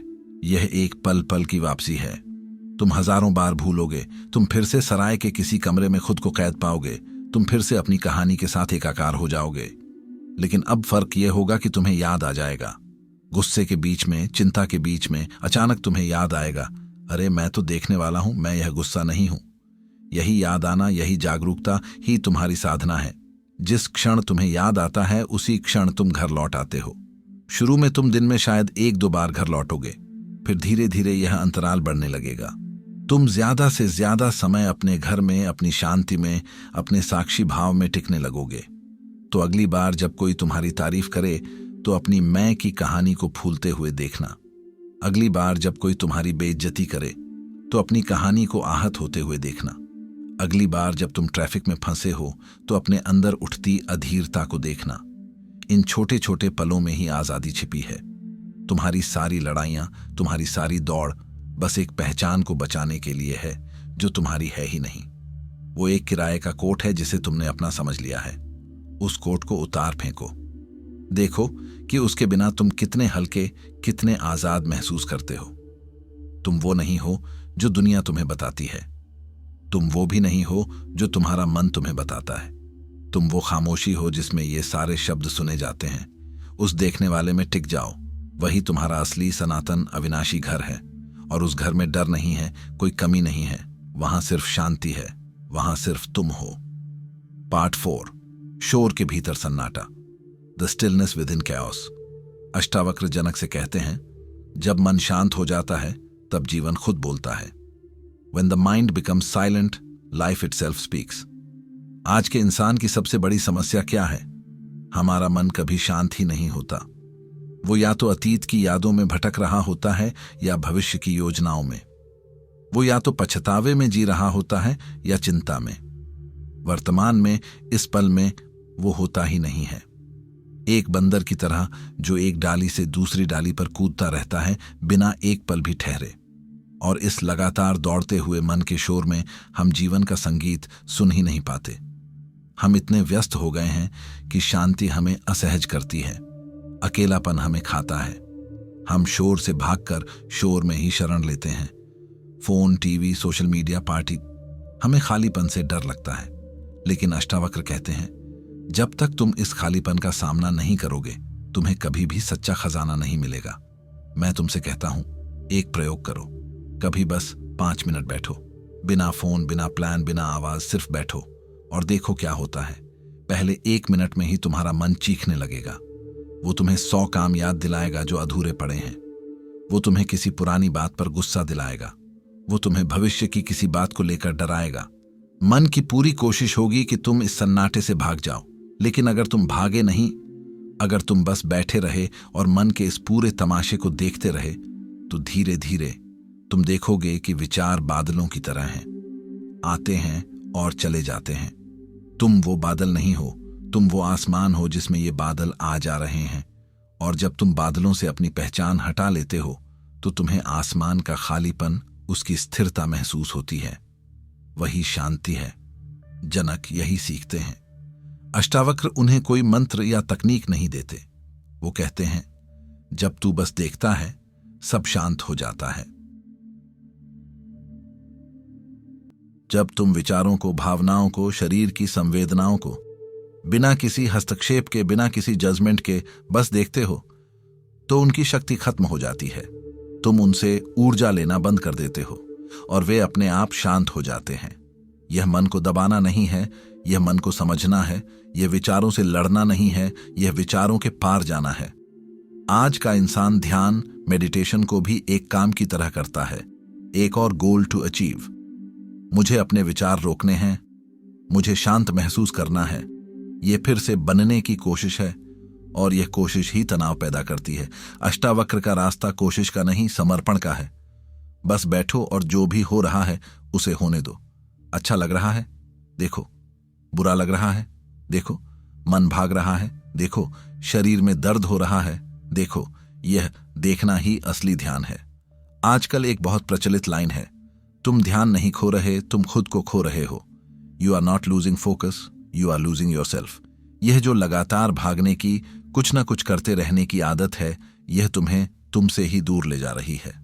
तुम चीजें जमा कर रहे हो, ज्ञान जमा कर रहे हो, रिश्ते जमा कर रहे हो, लेकिन तुम खुद को गंवा रहे हो। शांति कोई ऐसी चीज नहीं है जिसे तुम्हें हासिल करना है। शांति तुम्हारा स्वभाव है। It is your default setting. शोर तो तुमने ऊपर से ओढ़ लिया है। जैसे आसमान हमेशा नीला और शांत होता है, बादल बस कुछ देर के लिए उसे ढक लेते हैं, वैसे ही तुम भीतर से हमेशा शांत हो। विचार, भावनाएं, चिंताएं, ये बस बादल हैं। तुम्हें बस इन बादलों के हटने का इंतजार करना है। और इंतजार कैसे करना है? देखकर, साक्षी बनकर। यह शांति तुम्हें सिर्फ ध्यान में नहीं मिलेगी, तुम इसे अपनी जिंदगी के हर पल में ला सकते हो। जब खाना खा रहे हो तो बस खाना खाओ, उसके स्वाद को, उसकी सुगंध को महसूस करो। जब चल रहे हो तो बस चलो, अपने पैरों को जमीन पर महसूस करो, हवा को अपनी त्वचा पर महसूस करो। जब किसी से बात कर रहे हो तो बस सुनो, सच में सुनो। अपने मन में जवाब तैयार मत करो। हर काम को जब तुम पूरी जागरूकता से करते हो तो वही ध्यान बन जाता है। तब तुम्हें शांति के लिए किसी पहाड़ पर जाने की जरूरत नहीं। तुम ट्रैफिक के शोर में भी अपने भीतर का सन्नाटा सुन सकते हो, क्योंकि शांति बाहर के हालात पर निर्भर नहीं करती। शांति तुम्हारे भीतर मौजूद वो जगह है जिसे बाहर का कोई शोर छू नहीं सकता। उसे खोजना नहीं है, बस याद करना है। इस एक लाइन में इंसानियत का सबसे बड़ा दर्द और उसका एकमात्र इलाज छिपा है। हम सब खोज रहे हैं। कोई प्यार खोज रहा है, कोई पैसा, कोई सफलता, कोई भगवान, कोई शांति। ये खोज ही हमारी पीड़ा है, क्योंकि खोज का मतलब ही यह है कि वो चीज तुम्हारे पास नहीं है। खोज तुम्हें हमेशा भविष्य में रखती है, जब मिलेगा तब। अष्टावक्र इस पूरी खोज पर ही एक हथौड़ा मारते हैं। वो कहते हैं, मूर्ख, तुम जिसे खोज रहे हो वो तुम हो। तुम खजाने के ऊपर बैठे वो भिखारी हो जो पूरी दुनिया में भीख मांग रहा है। शांति को याद करना है। इसका मतलब क्या है? कभी सोचा है तुम्हें अपना नाम कैसे याद रहता है? क्या तुम सुबह उठकर अपने नाम का जाप करते हो? मेरा नाम ये है, मेरा नाम ये है। नहीं, वो बस तुम्हें पता है। वो तुम्हारी सत्ता का हिस्सा है, तुम उसे भूलते नहीं। शांति भी तुम्हारा उतना ही सहज स्वभाव है। आनंद तुम्हारा उतना ही असली स्वरूप है। तो फिर हम भूल कैसे गए? यह दुनिया की सबसे बड़ी साजिश है, एक ऐसी साजिश जिसमें हम सब भागीदार हैं। जब एक बच्चा पैदा होता है तो वो खोज नहीं रहा होता, वो बस होता है। उसकी हंसी में कोई कारण नहीं होता, उसके रोने में कोई कहानी नहीं होती। वो पूरी तरह से वर्तमान में होता है, वो अपनी शांति में होता है, वो अपने साक्षी स्वरूप में होता है। फिर खेल शुरू होता है। हम उस कोरे कागज पर लिखना शुरू करते हैं, उसे एक नाम देते हैं, एक पहचान देते हैं। तुम लड़के हो, तुम्हें रोना नहीं है। तुम लड़की हो, तुम्हें शांत रहना है। तुम्हें फर्स्ट आना है, तुम्हें अच्छा इंसान बनना है, तुम्हें सफल होना है। हजारों नियम, हजारों उम्मीदें, हजारों धारणाएं हम उस बच्चे की आत्मा पर परतों पर परतें चढ़ाते जाते हैं। हम उसे सिखाते हैं कि वो अधूरा है और उसे अपनी कीमत साबित करने के लिए बाहर कुछ हासिल करना होगा। हमारी शिक्षा, हमारा समाज, हमारा पूरा ढांचा इसी भूलने की प्रक्रिया पर खड़ा है। वो तुम्हें सब कुछ बनना सिखाता है, एक डॉक्टर, एक इंजीनियर, एक पति, एक पत्नी। बस एक चीज बनना नहीं सिखाता, तुम खुद। और धीरे धीरे इन बाहरी आवाजों के शोर में हम अपने भीतर की आवाज को, उस शांति को, उस स्वभाव को भूल जाते हैं। हम एक ऐसे राजा की तरह हो जाते हैं जिसे बचपन में महल से अगवा कर लिया गया था और वो भिखारियों के बीच रहकर खुद को भिखारी ही समझने लगा है। वो अपनी असली पहचान पूरी तरह भूल चुका है। अब अगर कोई आकर उसे कहे तुम राजा हो, तो वो हंसेगा। उसे लगेगा ये कोई मजाक है। अष्टावक्र वही इंसान है जो तुम्हारे पास आकर कह रहे हैं तुम भिखारी नहीं, तुम राजा हो। ये दुख, ये चिंता, ये भागदौड़, ये तुम्हारी हकीकत नहीं है। ये बस एक सपना है जिसे तुमने सच मान लिया है। तो याद कैसे करें? ये कोई दिमागी कसरत नहीं है। तुम्हें बैठकर यह सोचना नहीं है कि मैं शांत हूं, मैं आत्मा हूं। ये फिर से मन का ही खेल बन जाएगा। याद करना एक करने की क्रिया नहीं है, यह न करने की कला है। It's an act of undoing. उन परतों को उतारने की प्रक्रिया है जो तुम पर चढ़ा दी गई हैं। यह याद करना तुम्हारे जीवन के छोटे छोटे अंतरालों में छिपा है। दो सांसों के बीच जो एक पल का ठहराव है, उसमें छिपी है वो याद। दो विचारों के बीच जो खाली जगह है, उसमें छिपी है वो याद। जब तुम रात को गहरी नींद में होते हो, जहां कोई नाम, कोई पहचान, कोई चिंता नहीं होती, बस एक गहरा आराम होता है, उसमें छिपी है वो याद। वो शांति कहीं गई नहीं है, वो हमेशा मौजूद है, बैकग्राउंड में बजते हुए संगीत की तरह। बस तुम्हारा ध्यान सामने के शोर पर इतना ज्यादा है कि वो संगीत तुम्हें सुनाई नहीं दे रहा। यह याद करना तब घटता है जब तुम लड़ना बंद कर देते हो, अपने विचारों से लड़ना बंद कर देते हो। मुझे बुरे विचार क्यों आ रहे हैं? आने दो। देखो, तुम विचार नहीं हो। अपनी भावनाओं से लड़ना बंद कर देते हो। मुझे दुखी नहीं होना चाहिए। क्यों नहीं होना चाहिए? दुख एक मेहमान है, उसे आने दो। देखो, तुम दुख नहीं हो। हालात से लड़ना बंद कर देते हो। मेरे साथ ही ऐसा क्यों होता है? जो हो रहा है उसे होने दो। देखो, तुम हालात नहीं हो।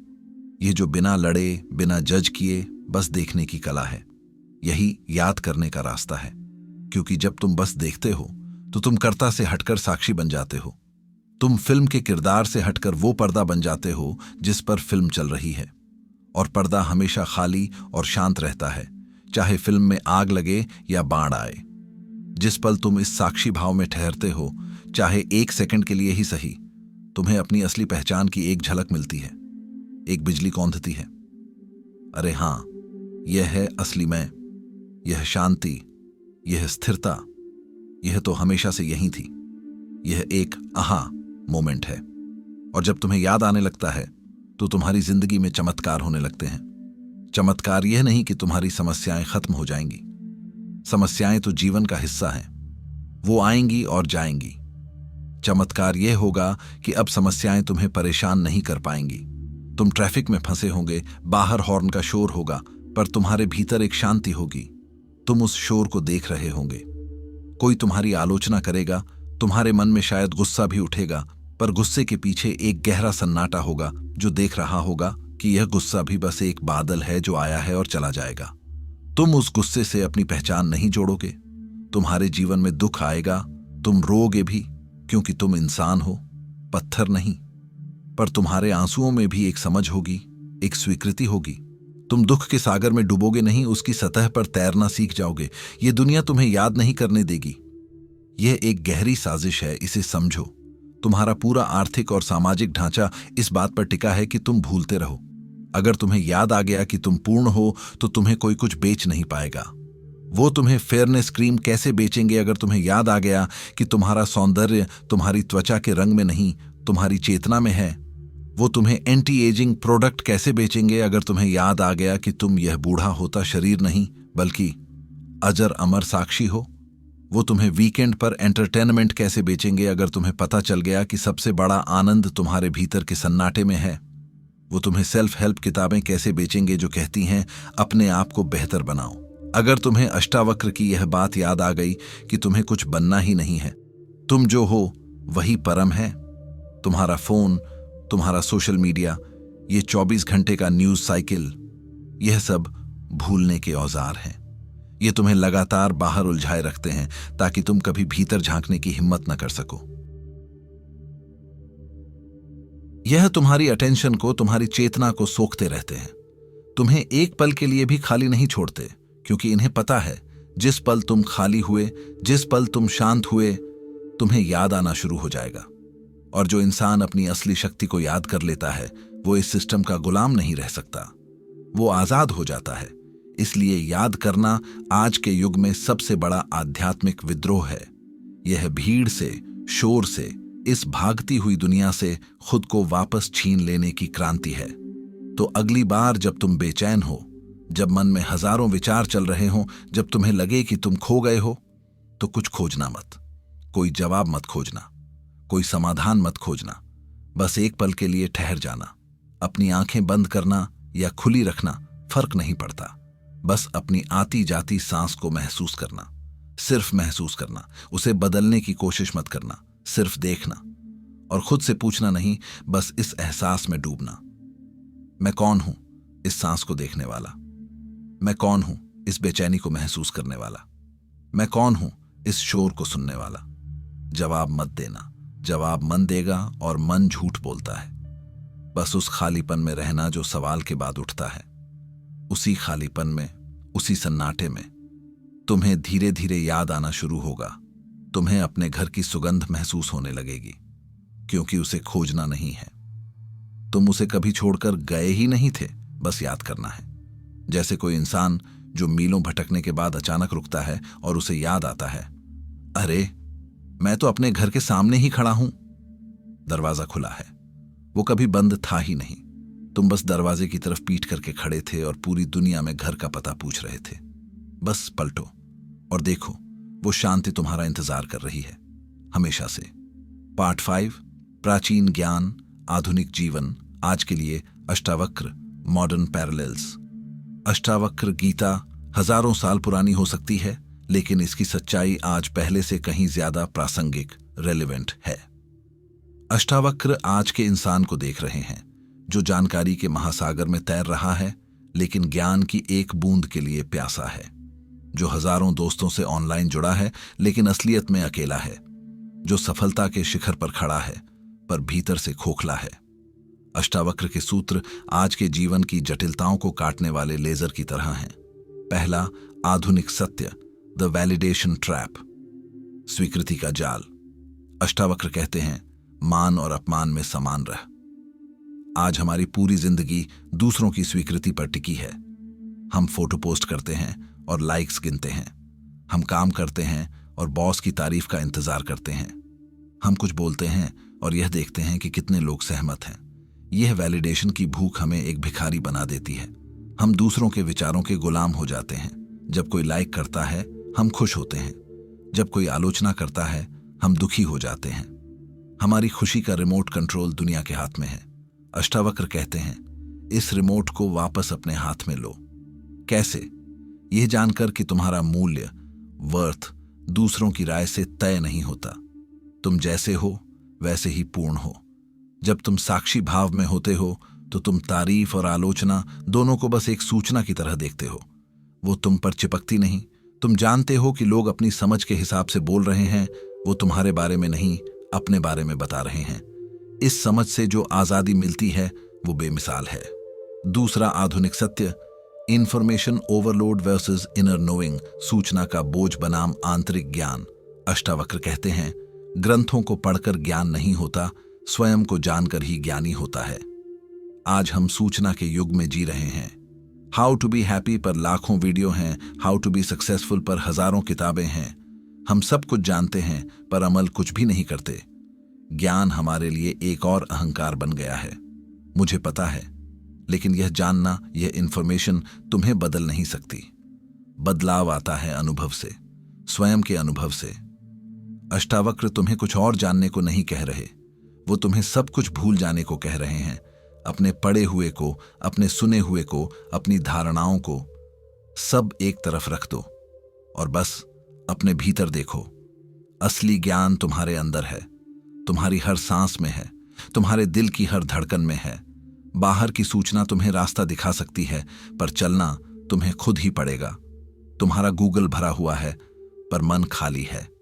इस खालीपन को बाहर की जानकारी से मत भरो, इस खालीपन में ठहरो। इसी खालीपन से आत्मज्ञान का फूल खिलेगा। तीसरा, आधुनिक सत्य, द मिथ ऑफ कंट्रोल, नियंत्रण का भ्रम। अष्टावक्र कहते हैं, जो होना है वो होकर रहता है, तेरी चिंता व्यर्थ है।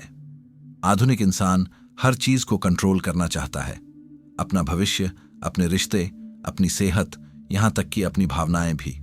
और यह कंट्रोल करने की कोशिश ही हमारे सारे तनाव और चिंता, एंग्जाइटी की जड़ है। क्योंकि सच्चाई यह है कि जीवन का ज्यादातर हिस्सा हमारे कंट्रोल से बाहर है। जीवन एक नदी की तरह है। तुम नदी के बहाव को कंट्रोल नहीं कर सकते। तुम या तो बहाव से लड़ सकते हो और थककर डूब सकते हो, या फिर तुम बहाव के साथ बहना सीख सकते हो। अष्टावक्र तुम्हें बहना सिखा रहे हैं। Surrender, let go. इसका मतलब हाथ पर हाथ धरकर बैठना नहीं है। इसका मतलब है अपना कर्म करो पूरी निष्ठा से, लेकिन फल की चिंता ईश्वर पर या ब्रह्मांड पर या प्रकृति पर छोड़ दो। यह भरोसा कि जो भी हो रहा है वो मेरे भले के लिए हो रहा है तुम्हें एक असीम शांति देता है। तुम भविष्य की चिंता में घुलना बंद कर देते हो और वर्तमान में जीना शुरू कर देते हो। जब तुम कंट्रोल छोड़ते हो तभी तुम सच में शक्तिशाली होते हो, क्योंकि अब तुम जीवन की ऊर्जा के साथ लड़ नहीं रहे, उसके साथ एक होकर नाच रहे हो। अष्टावक्र का संदेश आज के ओवरथिंकर के लिए, आज के मेंटली एग्जॉस्टेड इंसान के लिए एक दवा की तरह है। वो कोई झूठी सकारात्मकता नहीं देते। वो यह नहीं कहते कि सब अच्छा होगा। वो कहते हैं अच्छा और बुरा दोनों को देखना सीखो। दोनों तुम्हारे भीतर के साक्षी को छू नहीं सकते। यह रियल टॉक है। यह कच्चा सत्य है और यही सत्य तुम्हें आजाद कर सकता है। इस वाक्य को हल्के में मत लेना। इसे अपने फोन की स्क्रीन पर एक और मोटिवेशनल कोट की तरह पढ़कर आगे मत बढ़ जाना। रुको, ठहरो, इस वाक्य के वजन को महसूस करो। आजादी, फ्रीडम, हम सब यही तो चाहते हैं, है ना? लेकिन हमारी आजादी की परिभाषा क्या है? ज्यादा पैसा कमाना ताकि हम जो चाहें खरीद सकें, एक ऐसी नौकरी से इस्तीफा देना जिसे हम नफरत करते हैं, किसी टॉक्सिक रिश्ते से बाहर निकलना, दुनिया घूमना। ये सब आजादी के छोटे छोटे रूप हैं। ये पिंजरे के अंदर थोड़ी ज्यादा जगह मिलने जैसा है। अष्टावक्र तुम्हें पिंजरे में ज्यादा जगह देना नहीं चाहते। वो तुम्हें यह बताना चाहते हैं कि पिंजरा है ही नहीं, दरवाजा हमेशा से खुला था। तुम खुद ही अपनी आदतों, अपनी धारणाओं, अपने डरों की अदृश्य सलाखों को पकड़कर अंदर बैठे हो।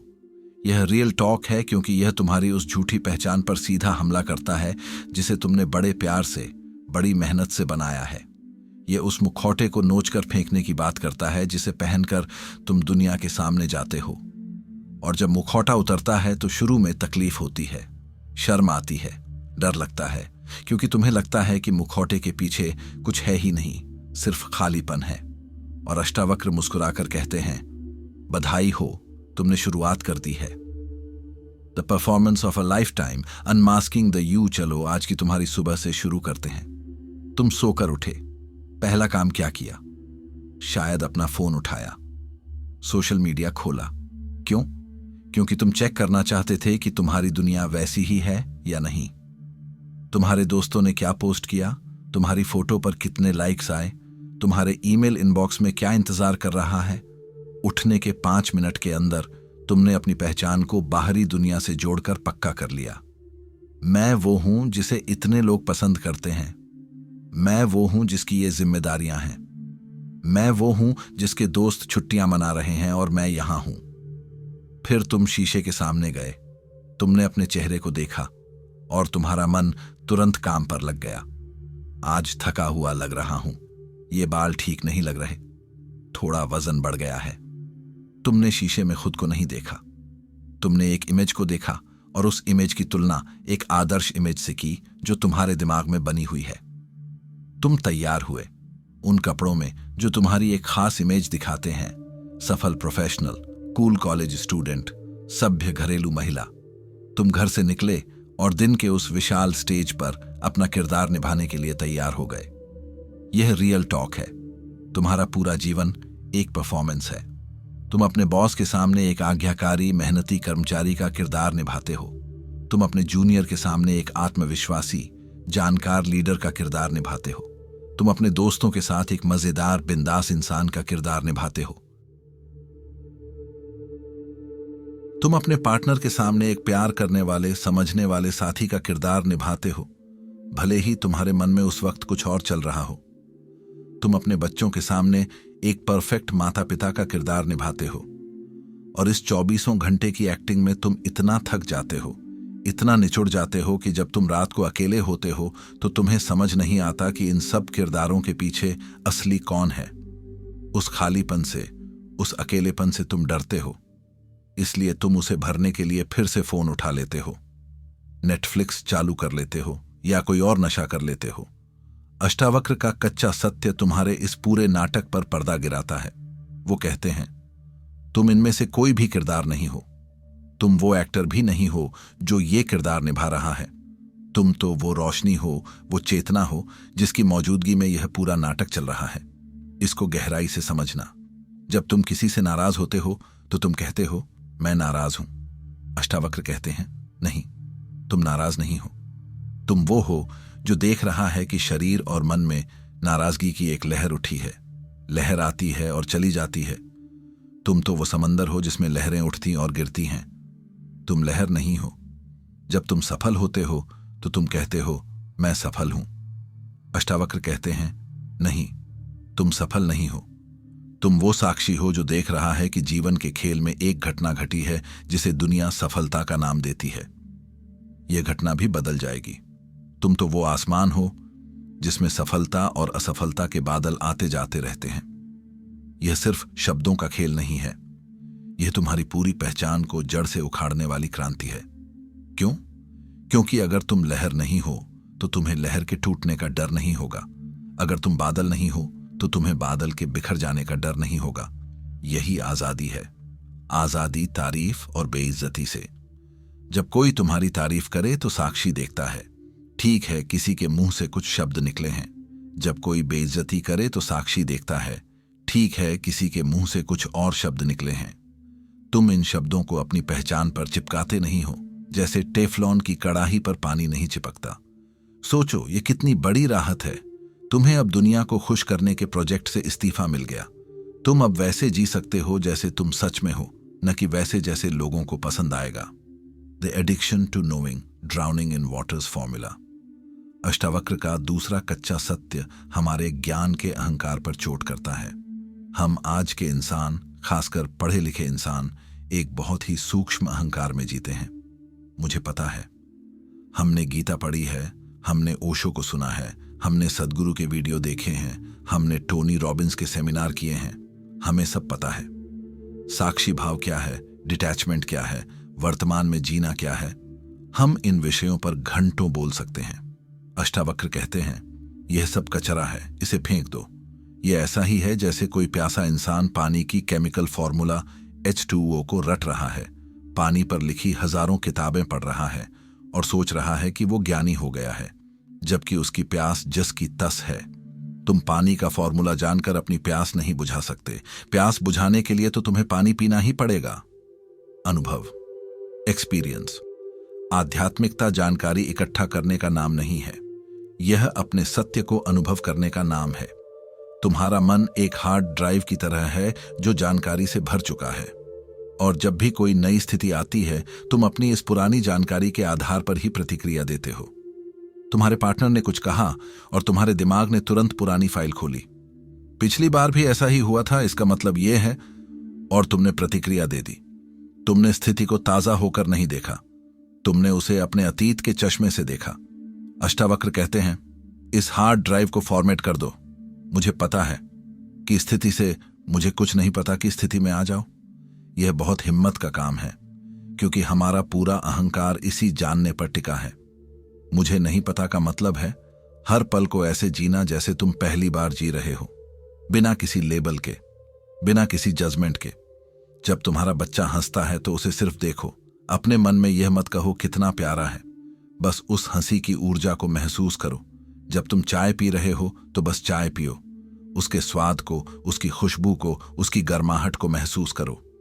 ये मत सोचो कि मुझे कल की मीटिंग की तैयारी करनी है। जब तुम ट्रैफिक में फंसे हो तो हॉर्न के शोर को सुनो, गुस्से में नहीं, बस एक आवाज की तरह। अपने आसपास के चेहरों को देखो, बिना कोई कहानी बनाए। यह है साक्षी भाव का अभ्यास। यह जानकारी नहीं है, यह जीना है। और जब तुम इस न जानने की अवस्था में जीते हो तो जीवन का जादू तुम्हारे सामने खुलता है। तुम हर चीज में एक नयापन, एक ताजगी देखते हो। दुनिया वही रहती है, पर तुम्हारे देखने का ढंग बदल जाता है। तुम किताबों से ज्ञान नहीं लेते, तुम सीधे जीवन से ज्ञान लेना शुरू कर देते हो। हर इंसान, हर पेड़, हर घटना तुम्हारी गुरु बन जाती है। यह आजादी है जानकारी के बोझ से। यह आजादी है हर चीज को समझने और विश्लेषण करने की मानसिक थकान से। तुम सोचते कम हो और महसूस ज्यादा करते हो। और जीवन महसूस करने के लिए ही है, सिर्फ सोचने के लिए नहीं। अष्टावक्र का तीसरा और शायद सबसे मुश्किल कच्चा सत्य है, नियंत्रण का भ्रम छोड़ दो। यह हमारे आधुनिक मन के लिए सबसे बड़ी चुनौती है, क्योंकि हमारा पूरा समाज, हमारी पूरी शिक्षा इसी पर आधारित है। योजना बनाओ, लक्ष्य तय करो और उसे हासिल करो। और हम क्या कंट्रोल करने की कोशिश कर रहे हैं? हम चाहते हैं कि मौसम हमारे हिसाब से हो, हमारी छुट्टियों में बारिश ना हो। हम चाहते हैं कि ट्रैफिक हमारे हिसाब से हो, हमें कभी देर ना हो। हम चाहते हैं कि लोग हमारे हिसाब से व्यवहार करें, हमारा पार्टनर वही कहे जो हम सुनना चाहते हैं, हमारे बच्चे हमारी हर बात माने। हम चाहते हैं कि हमारा शरीर हमारे हिसाब से चले, वो कभी बीमार ना पड़े, कभी बूढ़ा ना हो। हम चाहते हैं कि हमारा भविष्य सुरक्षित हो, हमारी नौकरी कभी न जाए, हमारा पैसा कभी न डूबे। यह जीवन के खिलाफ एक युद्ध छेड़ने जैसा है, और इस युद्ध में तुम्हारी हार निश्चित है। क्यों? क्योंकि जीवन तुम्हारी इच्छाओं की परवाह नहीं करता। जीवन का अपना एक बहाव है, अपनी एक लय है। जब तुम कंट्रोल करने की कोशिश करते हो तो तुम उस नदी के बहाव के उल्टी दिशा में तैरने की कोशिश कर रहे हो। तुम कितनी देर तैरोगे? तुम थक जाओगे, तुम्हारी सांस फूल जाएगी और अंत में बहाव तुम्हें बहाकर ले ही जाएगा। लेकिन इस प्रक्रिया में तुम खुद को बहुत ज्यादा दुख और तनाव दोगे।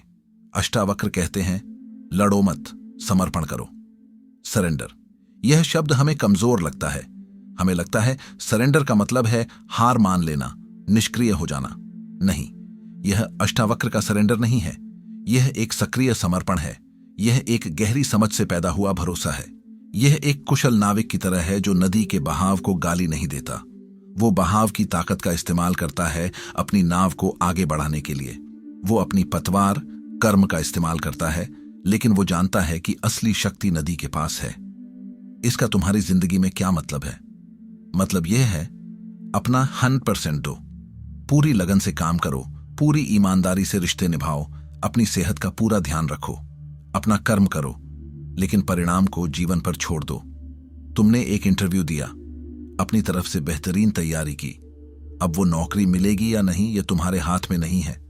उसके पीछे हजारों कारण हो सकते हैं जो तुम्हारे नियंत्रण से बाहर हैं। अगर तुम परिणाम से चिपके रहोगे तो तुम चिंता में घुलते रहोगे। क्या होगा? फोन आएगा या नहीं? लेकिन अगर तुम समर्पण करते हो तो तुम कहते हो, मैंने अपना काम कर दिया, अब जो भी होगा मेरे भले के लिए होगा। अगर यह नौकरी मिली तो अच्छा, नहीं मिली तो शायद मेरे लिए इससे भी बेहतर कुछ इंतजार कर रहा है। यह कोई झूठा दिलासा, फॉल्स ऑप्टिमिज्म नहीं है। यह जीवन की बुद्धिमत्ता में एक गहरा भरोसा है। यह इस बात को स्वीकार करना है कि तुम इस ब्रह्मांड के केंद्र में नहीं हो। तुम इस विशाल ब्रह्मांडीय नृत्य का एक छोटा सा हिस्सा हो। इस नृत्य के संगीत को सुनो और उसके साथ बहो। अपनी अलग धुन बनाने की जिद छोड़ दो। जब तुम कंट्रोल करने की कोशिश छोड़ देते हो तो एक अजीब सी शांति तुम्हारे अंदर उतरती है। चिंता गायब हो जाती है, क्योंकि चिंता हमेशा भविष्य को कंट्रोल करने की कोशिश से ही पैदा होती है। निराशा गायब हो जाती है, क्योंकि निराशा तुम्हारी उम्मीदों और असलियत के बीच का अंतर है। जब तुम उम्मीदें ही नहीं पालते तो निराश कैसे होगे? तुम हर पल को स्वीकार करना सीख जाते हो। अगर बारिश हो रही है तो तुम भीगने का आनंद लेते हो। अगर ट्रैफिक जाम है तो तुम संगीत सुनने लगते हो। अगर कोई रिश्ता टूट गया है तो तुम रोते हो, दुख मनाते हो, लेकिन तुम यह भी जानते हो कि यह जीवन का हिस्सा है। तुम उसे अपनी पहचान का स्थायी हिस्सा नहीं बनाते। यह आजादी है, अगर ऐसा होता तो, और ऐसा होना चाहिए था, के अंतहीन चक्र से। यह आजादी है जीवन को वैसे ही स्वीकार करने की जैसा वो है, अपनी शर्तों पर नहीं, उसकी शर्तों पर। तो अष्टावक्र का कच्चा सत्य तुम्हें तोड़ने के लिए नहीं है, यह तुम्हें जोड़ने के लिए है, तुम्हारे असली स्वरूप से। यह तुम्हें आजाद करने के लिए है, दूसरों की राय की गुलामी से, यह जानकर कि तुम्हारा मूल्य असंशोधनीय नॉन नेगोशिएबल है। जानकारी के बोझ की गुलामी से, यह अनुभव करके कि सारा ज्ञान तुम्हारे भीतर है। नियंत्रण के भ्रम की गुलामी से, यह भरोसा करके कि जीवन तुम्हारा दुश्मन नहीं, तुम्हारा मित्र है। यह रास्ता आसान नहीं है। तुम्हारी पुरानी आदतें, तुम्हारे पुराने पैटर्न बार बार तुम पर हावी होंगे। तुम फिर से लाइक्स के लिए तरसोगे, तुम फिर से भविष्य की चिंता करोगे, तुम फिर से लोगों को और परिस्थितियों को कंट्रोल करने की कोशिश करोगे। यह स्वाभाविक है, लेकिन अब तुम्हारे पास एक कुंजी है, एक जागरूकता है। जैसे ही तुम खुद को इन पुराने पैटर्न्स में फंसा हुआ पाओ, तुम्हें याद आएगा, ओह, मैं फिर से शहर की भीड़ में खो गया हूं, मुझे पहाड़ी पर लौटना है। मैं फिर से लहर बन रहा हूं, मुझे याद करना है कि मैं समंदर हूं। मैं फिर से एक्टर बन रहा हूं, मुझे याद करना है कि मैं मंच की रोशनी हूं। बस यह याद करना, यह जागरूकता, यही साधना है। यह कोई मंत्र जाप या कर्मकांड नहीं है, यह जीने का एक तरीका है। पल पल, सांस दर सांस अपने असली स्वरूप में टिके रहने का प्रयास। तो आखिरी सवाल यह नहीं है कि अष्टावक्र का सत्य तुम्हें आजाद कर सकता है या नहीं। सत्य तो अपना काम कर ही रहा है, सूरज तो चमक ही रहा है। असली सवाल यह है, क्या तुम अपनी अंधेरी आरामदायक गुफा से बाहर निकलने के लिए तैयार हो, जिसे तुमने अब तक अपना घर समझ रखा था? क्या तुम उस सूरज की तेज सच्ची रोशनी में अपनी आंखें खोलने की हिम्मत रखते हो? पिंजरे का दरवाजा हमेशा से खुला है। यह कच्चा, कठोर लेकिन असीम रूप से करुणामय सत्य तुम्हें बाहर बुला रहा है। कदम तुम्हें ही बढ़ाना होगा। अष्टावक्र और जनक की यह बातचीत, यह संवाद सिर्फ दो लोगों के बीच नहीं था। यह किसी पुराने ग्रंथ में लिखी कहानी नहीं है। यह बातचीत आज भी इसी पल तुम्हारे भीतर चल रही है। एक हिस्सा है तुम्हारे अंदर जो जनक की तरह बेचैन है, जो भाग रहा है, जो खोज रहा है, जो जवाब चाहता है। और एक हिस्सा है तुम्हारे अंदर जो अष्टावक्र की तरह सब कुछ जानता है, जो शांत है, स्थिर है और बस देख रहा है। तुम्हारा पूरा जीवन इन दो आवाजों के बीच का संवाद है। जनक की आवाज कहती है, मुझे और चाहिए, मुझे कुछ बनना है। अष्टावक्र की आवाज कहती है, तुम पहले से ही पूर्ण हो, बस ठहरो और देखो। जनक की आवाज कहती है, यह मेरा है, इसे खोने से मुझे डर लगता है। अष्टावक्र की आवाज कहती है, यहां कुछ भी तुम्हारा नहीं है, तुम बस एक साक्षी हो। जनक की आवाज कहती है, उसने मेरा अपमान किया, मुझे बदला लेना है। अष्टावक्र की आवाज कहती है, अपमान कहानी का हुआ है, तुम्हारा नहीं, तुम तो देखने वाले हो। जनक की आवाज कहती है, मेरा मन शांत क्यों नहीं होता? अष्टावक्र की आवाज कहती है, तुम मन को शांत करने की कोशिश कर रहे हो, इसीलिए वो अशांत है। बस उसे देखो, वो खुद शांत हो जाएगा। ये बातचीत हर पल चल रही है। अष्टावक्र गीता का सार किसी किताब में नहीं, तुम्हारे अपने अनुभव में खुलेगा। जब तुम भीड़ से अलग सोचने की हिम्मत करोगे, जब तुम दुनिया के दिए हुए लेबल्स को उतार फेंकोगे, जब तुम 5 मिनट के लिए सन्नाटे में बैठने का साहस जुटाओगे, जब तुम अपने विचारों और भावनाओं को दुश्मन नहीं मेहमान समझोगे, जब तुम यह गहराई से महसूस करोगे कि तुम करने वाले नहीं, सिर्फ देखने वाले हो। खोज बाहर नहीं है, मंदिरों में, मस्जिदों में, किताबों में, गुरुओं में कोई जवाब नहीं है। वे सब केवल उंगलियां हैं जो चांद की तरफ इशारा कर रही हैं। मूर्ख उंगली को पकड़ लेते हैं, समझदार चांद को देखता है, और वो चांद तुम्हारे भीतर है। अष्टावक्र तुम्हें कहीं पहुंचने के लिए नहीं कह रहे, वो तुम्हें तुम्हारे घर वापस बुला रहे हैं, वो घर जिसे तुम कभी छोड़कर गए ही नहीं थे, बस भूल गए थे। तो अंत में सवाल बस एक ही है, यह जो बातचीत तुम्हारे भीतर चल रही है, जनक और अष्टावक्र का यह जो सनातन संवाद है, क्या तुम सुन रहे हो या अब भी भाग रहे हो? अगर यह आवाज तुम्हारे भीतर की किसी गहरी आवाज से मेल खाती है, अगर तुम्हें लगता है कि तुम भी जनक की तरह उसी खोज पर हो, तो यह कोई चैनल नहीं, एक ठिकाना है उन लोगों के लिए जो सतही जवाबों से थक चुके हैं। अगर तुम भी उस गहरी खोज का हिस्सा बनना चाहते हो, तो इस सफर में साथ चलो, इस परिवार में शामिल हो जाओ और नीचे कमेंट में लिखकर जाओ, मैं साक्षी हूं। यह तुम्हारे लिए एक रिमाइंडर होगा और मेरे लिए यह जानना कि मेरी आवाज सही कानों तक पहुंची है। हम इस यात्रा पर साथ हैं। मिलते हैं अगले पड़ाव पर। शांत रहो, देखते रहो। धन्यवाद।